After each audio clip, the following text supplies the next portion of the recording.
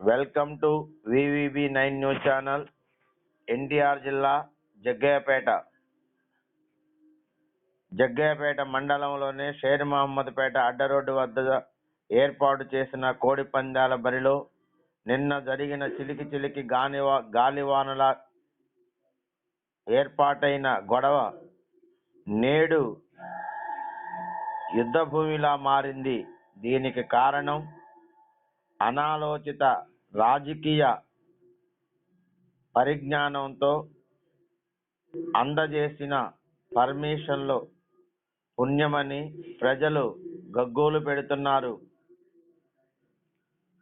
ఇప్పటికైనా అనాలోచిత నిర్ణయాలు మానుకొని ప్రజల క్షేమం కోరుకోవాలని ప్రజలు కోరుతున్నారు. సరే